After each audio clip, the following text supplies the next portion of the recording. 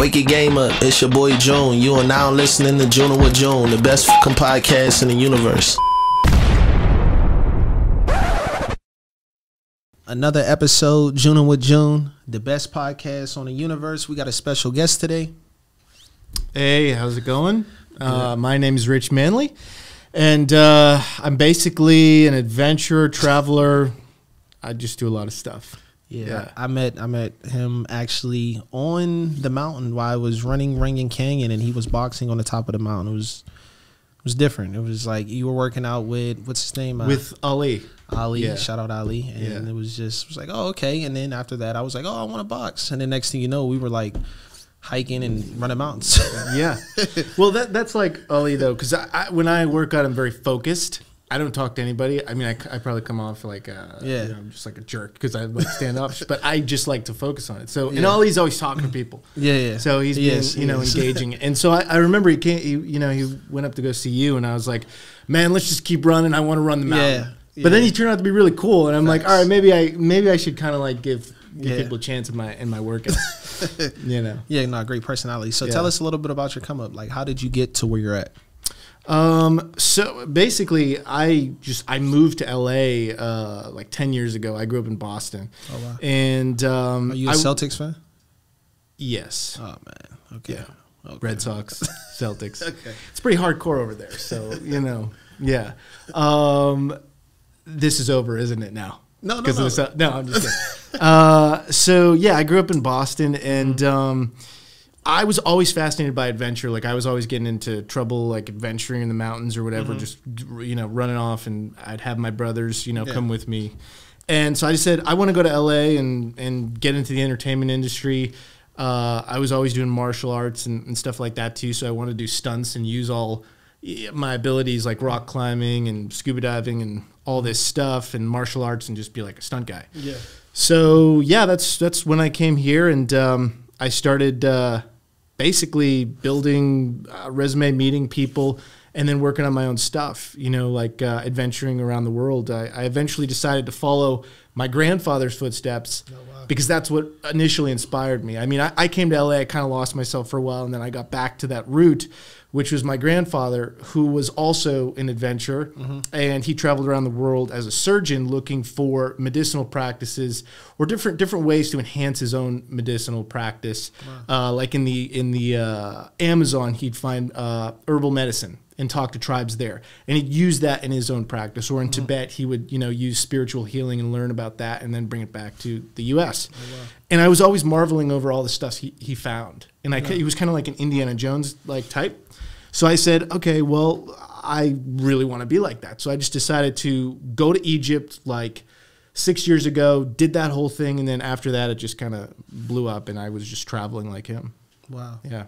Wow. That's a real story for real. What is the moment that you were like, damn, this is actually like the dopest, like out of all the places you went to, what's the coolest place you went to? Man, there's so many great. I've had some like crazy experiences. I would say that you always want to go back to. And you're like, wow. I would say Africa as a whole. Just like I just love the topography, the nature, the cultures. Yeah, it's fascinating for me because for me, when I go, I love to travel to see the cultures. And Ethiopia was just an eye opener for me. When we went to Omo Valley, and there's a bunch of different tribes in Omo, and it's difficult to get to. Yeah. And we would go, and we had this crazy driver. His name was Gage. And he didn't really speak much English, but we had our fixer, Alex, who was kind of like the translator. Yeah. And this guy, and they were always like arguing with each other in Ethiopian. I didn't know what they were saying, but they were like, literally, it's like they were going to kill each other the whole ride. And I remember that he wanted to take us to a tribe, and I know the driver was like, no, I don't want to take you there. But we went anyway, and there was a tribal warfare happening. So a lot of the men over there, they carry AK-47s in that area, and they're just walking down the road. And I said to Alex, the fixer, I said, so why are these guys just have these guns that they're just like holding like this, just walking down, and just like really casual? Yeah. And he's like, oh well, the men carry the weapons to protect their wives because another man can steal their wife. And I was like, are you kidding me? Is this happening? Yeah. And he's like, no. When they get of age, they like, get an AK-47 to protect their land and their wife. Wow. And I was like, okay, all right. So I'm like, but we're safe, right? And he's like, oh yeah, no problem. And then we go on a few miles into the village, the Mercy Village, and they have these like giant lip rings, and they're like they're shooting at each other. One of the tourist vans, this is in the middle of nowhere. This is deep, out there. And this tourist van comes up, and all the tourists, I think they were from Britain, Great Britain, yeah. and they were like just white, like they'd seen a ghost. And so Alex gets out of the car and he says to the driver what happened, and apparently they all got robbed. So at gunpoint, they were all robbed. And at that point, I went back to my team and I said, guys, we should go in and just, film this, just because I want to see it. Yeah. I want to see what's going on.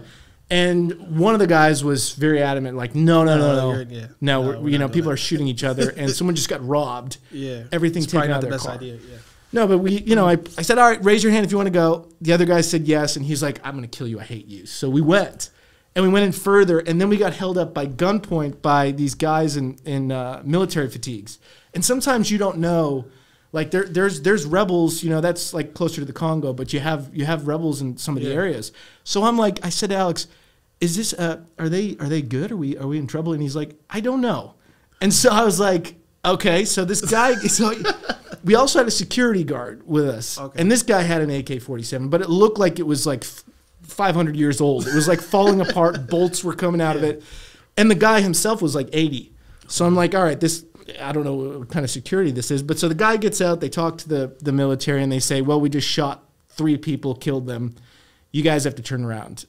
You can't go any further. There's also more bandits in the woods. What? So I was like, okay, cool.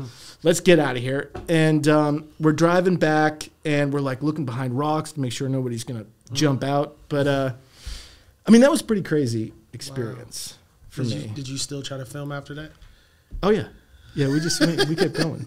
Holy shit, that's crazy. What's the first experience you remember traveling that you'll never forget?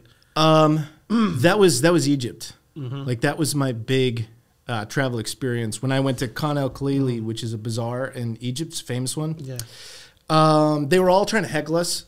And they're trying to make a sale because they're trying to give us Egyptian souvenirs and all this stuff. And that's around the pyramids, right? It's in Cairo. So it's outside, the Great Pyramids outside the area. Mm-hmm. But it's a really famous spot. Yeah.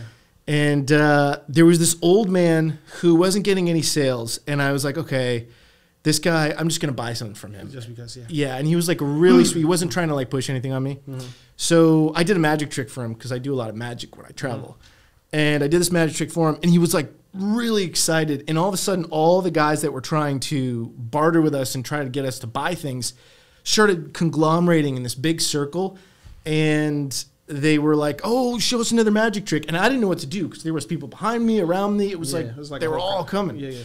And I did some magic, and then they were offering me to come into their home and welcome me to have tea. Wow. And showing me some of the prized possessions they had and offering me, actual antiques rather than replicas. And then so when I went back to the hotel room with my buddy that I traveled with, I said, this experience is one experience that I'll always remember because it was me doing magic for this individual where that culture, they embodied me as like one of their own. Yeah, exactly. Because I kind of broke that barrier of them looking at me like, oh, let's just try to get this guy to buy stuff. And I was like integrated into the culture, which was really, that's something I'll always remember, Holy crap. Yeah. So traveling all these places and coming from Boston, that's a big difference. Yeah. So growing up in Boston, how was that like to grow up in Boston and then be like, somewhere? Yeah, it was cool. I mean, I grew up outside the city. Yeah. My dad he would go in and out of the city. Are you the only child or? No, I'm the oldest. Okay. So I'm the oldest. I have 2 brothers. Okay. And my dad had the accent, the Boston accent. I did not get the Boston accent. My mom did not have it. But it was good. Mm-hmm. I mean, it was fun. I just kind of like always enjoyed getting out and going to Maine or New Hampshire or just other places that were close to the mountains. When did you start rock climbing? That was like 10 years ago. Jesus. Yeah, I started rock climbing. So I see some videos. You don't play about the rock climbing. You like full deal. No, but the thing is, like, I'm actually afraid of heights. So how's that work? How's that work? Yeah. So you're serious? You're afraid? Yeah, I'm afraid of heights. Holy shit. Yeah, I don't like them at all. And that was why I started rock climbing, was to beat that fear, conquer my fear. Yeah. Okay. So the first time I'm rock climbing, you know, I'm trying to be stoic because I always did martial arts, so I had like this pride that I didn't want to be like this scared person. And so I'm climbing up, and the first thing I did, I was with this crazy climber, and he brought me up like 500 feet. And I'm like looking back, and he's like, just don't look down. Just keep going forward. And you probably look down. And I'm looking down, and I'm literally almost crying to him saying, we need to go back down. I can't do this. You know? And he's like, no, you got to be. He was really cool, though. And he like really helped me through it. So we got to the top, and then I was freaked out, frozen. And then he said, okay, well, we have to rappel back down.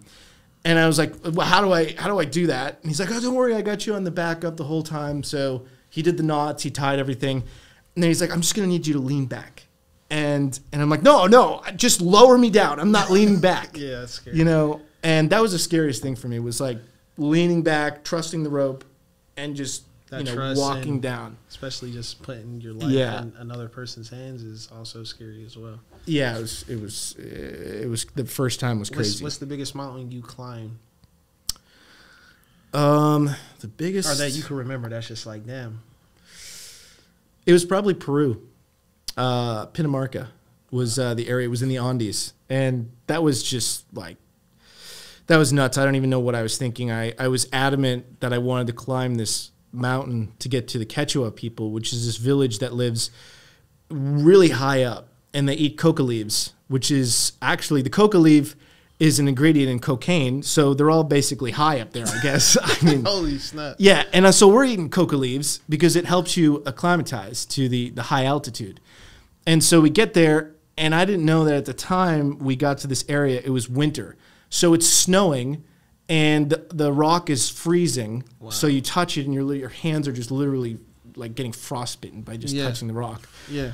And so I look up, and there's this just gung-ho guy who was my climbing partner, and he was from Peru and from the area, and he was like, he looked like Antonio Banderas, and he just like was smiling the whole time and loving it. Yeah. And I'm like, dude, this is freezing. You know, I don't know how you can do this. And he's like, oh, don't worry, I'll climb up. You know, I'll set the first anchor, and you just follow me.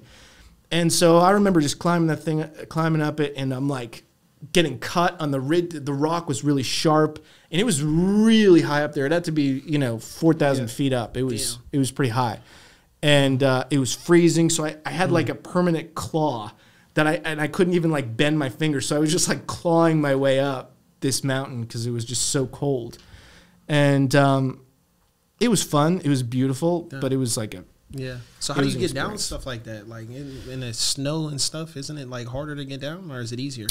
No, you just want to get down as fast as possible. You just want to get down that thing. Yeah. I mean, it's fun. I guess I just enjoy punishing myself. I guess I'm like, I look at something and I'm like, okay, that's gonna suck, but let's do it. You know.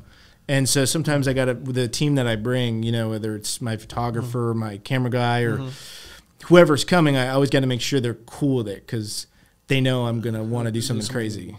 And they got to be up for it. So when did you start? You were telling me earlier about the IG. So you didn't actually want to have an IG, or you never had one? Yeah, no, I actually wasn't really. I was just posting photos like from my travels, and then I was dating this girl at the time where I really started getting into it, and she's like, "Well, you have all these beautiful photos. Why are you not putting them on social media?" And I was like, "No, I don't really want to. I don't want to do that thing. Like I always wanted to be like. I felt like it was self-promoting, and I didn't want to do it. Like I had this thing where I just didn't really want to be out there like that. Yeah.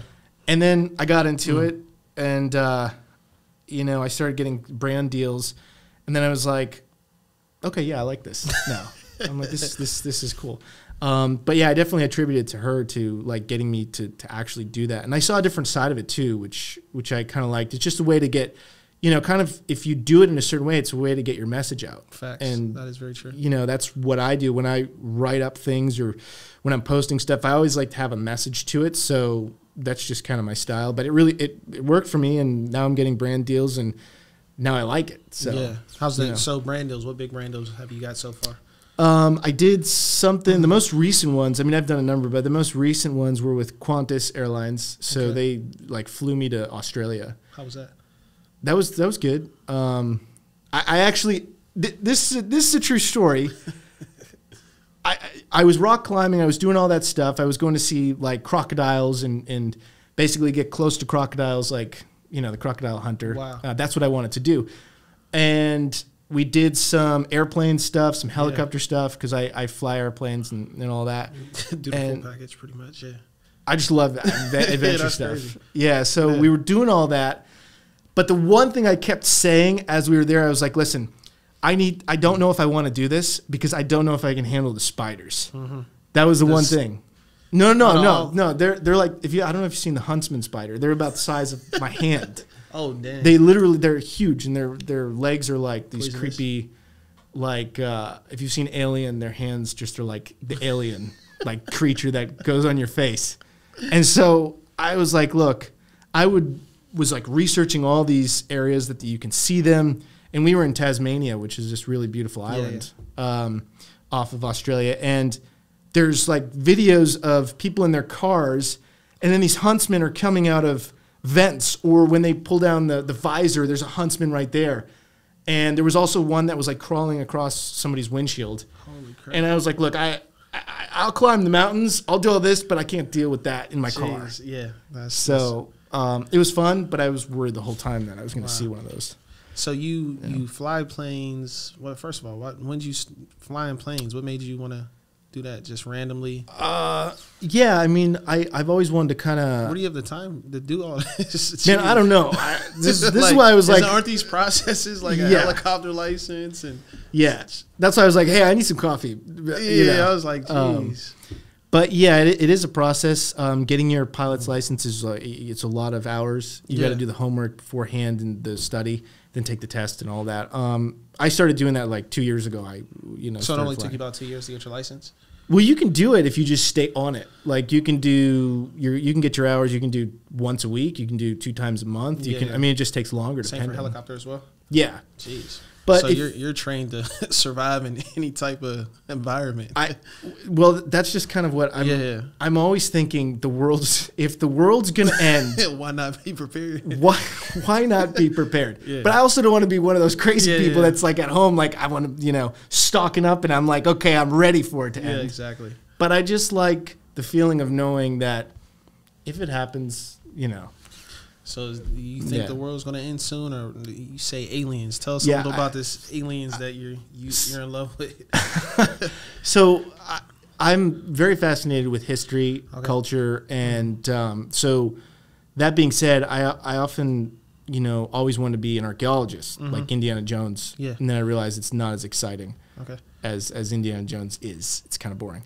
But I've done a lot of research on ancient Sumer, the Sumerians, and ancient Egyptians. Very fascinated by that. And so it's deep.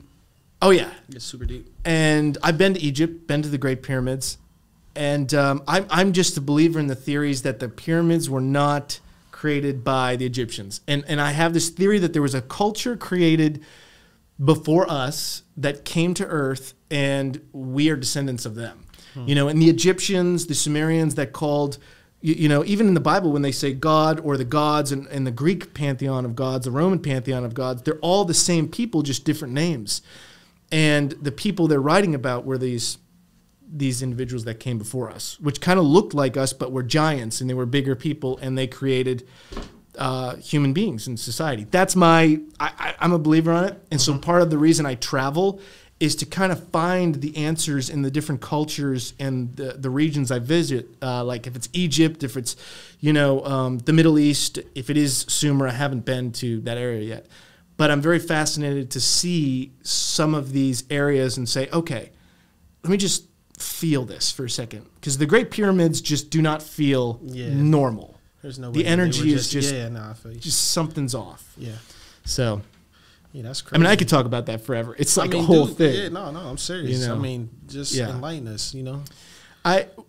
Well, here's a story. This is kind of weird. When I was a kid, I had always been visited by like spirits and ghosts, and my brother actually saw one of it. These things happen to me, and it was like I was 12.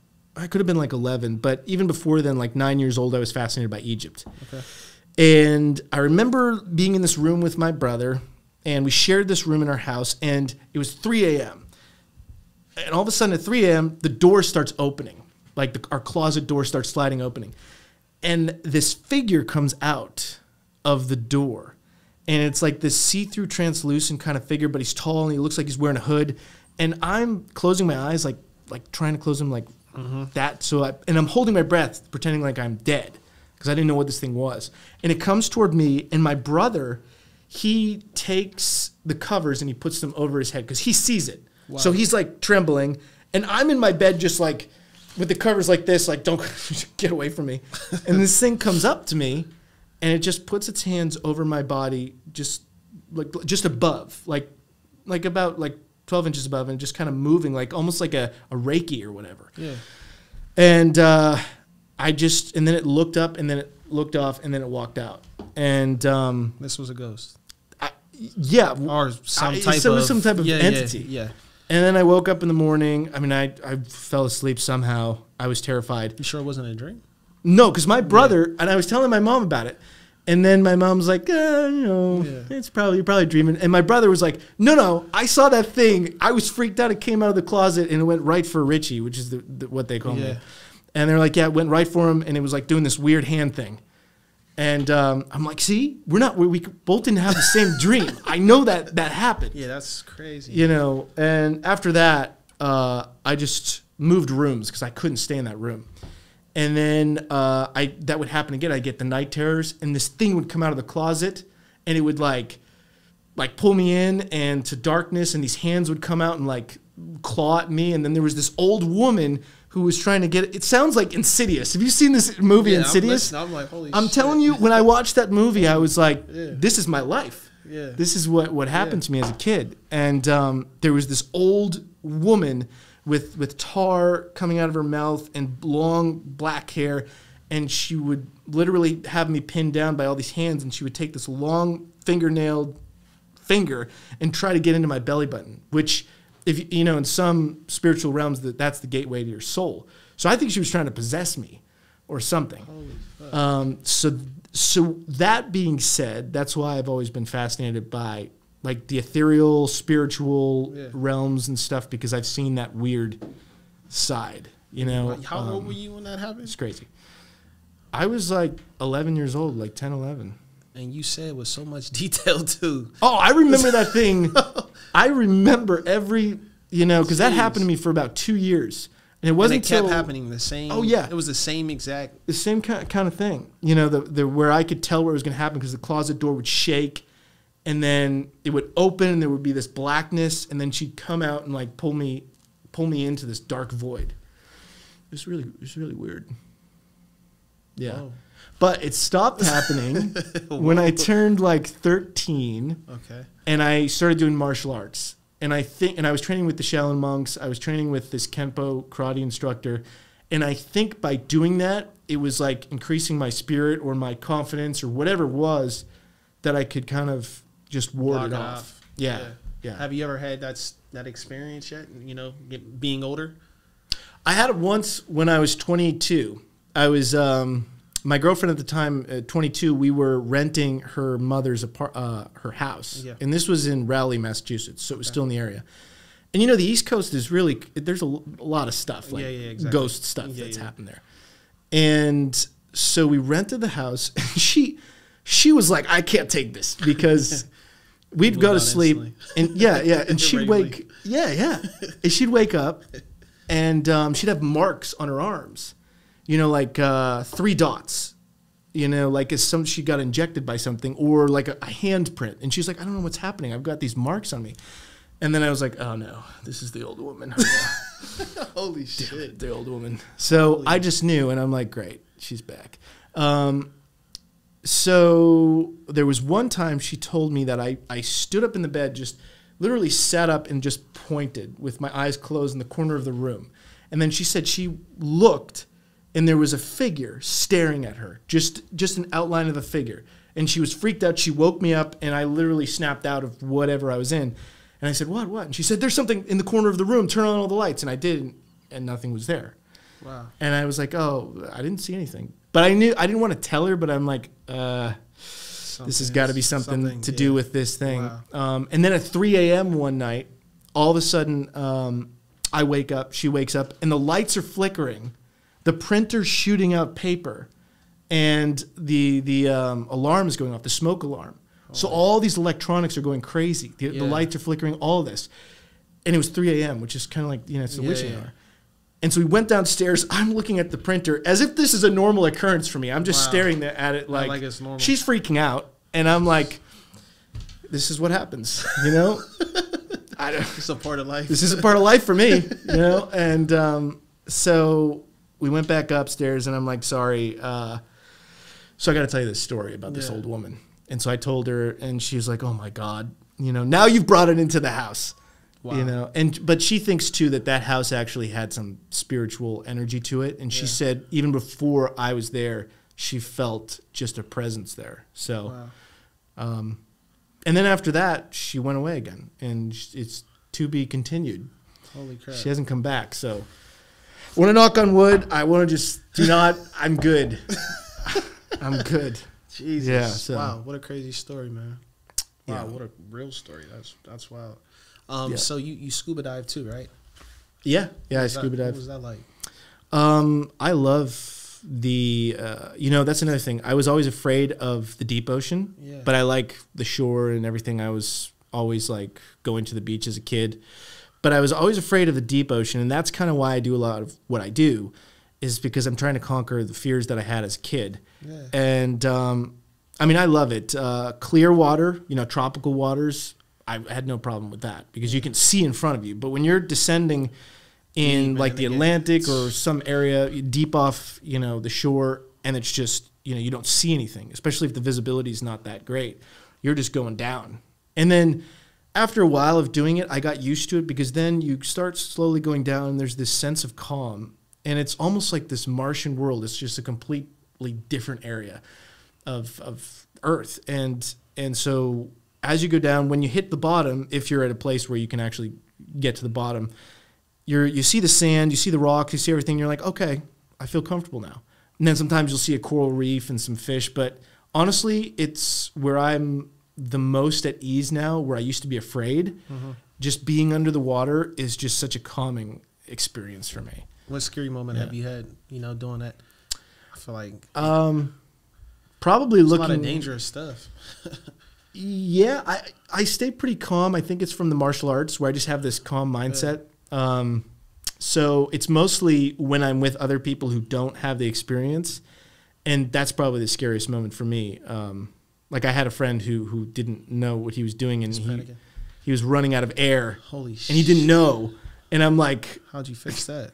I was trying to give him hand signals, like, you want to do a three, you want to do, he was going like this. So I said, okay, are you doing your safety stop? And I'm like, I'm like, okay, your safety stop. So he's going to wait three minutes. And then he actually was trying to tell me that he only had 3 minutes of air. And I would think that he would just go back up. But, then I see him floundering and going back to the surface. And then, we lost him for a moment. I had to go back up and find him. But you lost him in the... Yeah, he went up to the surface. And then, I was about to say, it's a big place. Luckily we were close enough to the shore. So, but the surf was like really... it was a heavy surf, so he was getting pushed, and we were getting separated. So you do all this adventurous stuff. What's a typical day like for you? I mean, geez, do you have time for yourself, or no, I or just to watch a TV show? I basically just watch TV at night, to just decompress. But I'm working on a book that I'm writing, which is on all of my travels. So it's a book about culture, adventure, some of the things that happened to me, near death experiences, and just like actually meeting these people. And what the modern world is kind of doing to them, and how we should remember a lot of these cultures, because they're kind of like time capsules that remind us of who we are as humans. Exactly. As we're slowly separating from that tradition. There's so many people that have these solid traditions, and I think some of the more modern countries are losing traditions. So I think it's really important. So that's a book that I write, and then when's it come? I'm still like in the writing process. Okay. So I'd say you still got the journey. Months. You still got a lot more. I got more to write, and then I got to hack it down. I mean, it's becoming like 3 novels. But yeah, I do that, and then I'm editing footage that I shoot, and then also planning other trips. I do a lot of research, so I'm always reading. And then I'm looking through maps. Like whenever I travel, I always buy a map, like a map from Nat Geo or other company, and I go through it and I map everything out so that I have that with me, even if my phone, goes out of service. So I'm always like, okay, this is where this area is. This is a safe area, or this is where I'm going to see wildlife, and I want to get some wildlife and photos of that, or this is where there's some tribes or this culture I want to see, and I just map it all out on the map. And so there's just a lot of research that goes into what I do, and then the adventure activities I've got to keep up with all that. So my days are, wow, they're long. Interesting. Yeah. So you really don't have no free time, pretty much. Seems like you're just no, and I feel bad for my dog because he's always like, every time I come home, he's like, "There you are." Do you remember me? I'm like, yeah, sorry, I know. Wake it gamer, it's your boy Junne. You are now listening to Junnin with Junne, the best fucking podcast in the universe. Alright, that's a wrap.